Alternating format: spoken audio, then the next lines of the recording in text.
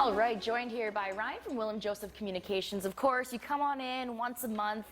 You kind of tell me the know-how, so I always enjoy this because it's always really relevant to what we're engaging in the business world ourselves. So today we are talking about influencers, and we all follow them on Instagram. We see them on Facebook. We see them in the advertising world, but you're going to give us kind of a little bit more in-depth look. So talking about how to influence people, your first point was word of mouth. Yeah, so let's go back in time. So when people would get or look for a reference or a referral, what would they do? They'd ask people that they know, who do you use, what kind of companies are out there.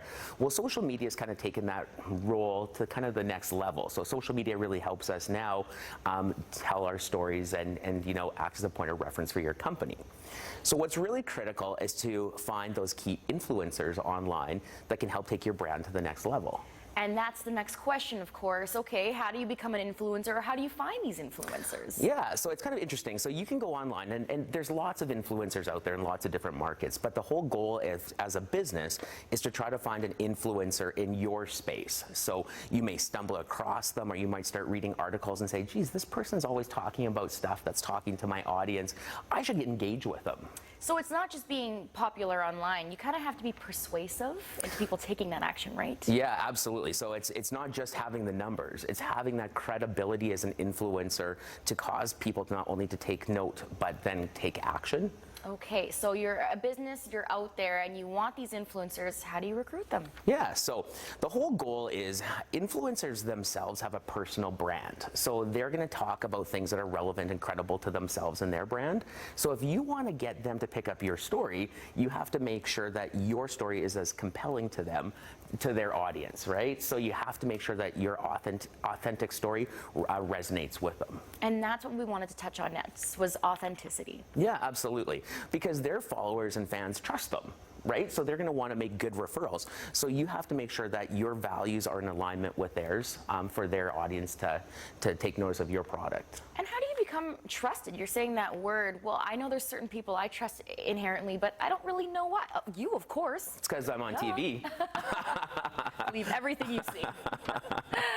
Yeah, how do you build that trust online? Yeah, so what you would do is you would develop what we call like an influencers campaign. So you would do things like photo sharing, maybe a branded hashtag campaign, and you would make sure that you keep sending authentic content to the influencers so that they pick up your story, endorse your product, and share it with their audience. And you've talked about that, creating that quality content online, of course, is so important, and some people are so good at it. I follow these beautiful, accounts online, but we want to talk about prioritizing these posts. Yeah, absolutely. So the whole idea is, again, to be strategic, not to inundate an influencer with just tons of information. You just really want to introduce yourself, keep them up to date with the information that you have about your company, and make it easy for them to pick up your stories and products and share. And now we wouldn't be making you do your job, Ryan, if we didn't have you show us an example of someone who does this really well. So we're going to pull up an example here.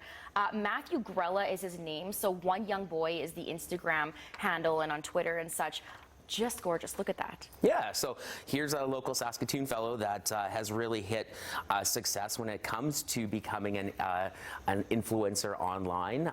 Even Instagram themselves have coined him as such. And the interesting thing is that this gentleman has taken photos of his everyday life around him. And I think what was the last, in the article I read, 84,000 followers? Yeah, you nailed it on the head. I was about to mention that. So over 80K followers, and he's just capturing the beauty in everyday life. So I know it's kind of a goal of many people out there to become, Instagram famous or such. So you're saying gain trust, quality content, and marketing. Should they talk to someone like you first? Absolutely. Like, I think the whole thing is it's to utilize an influencer for your marketing program.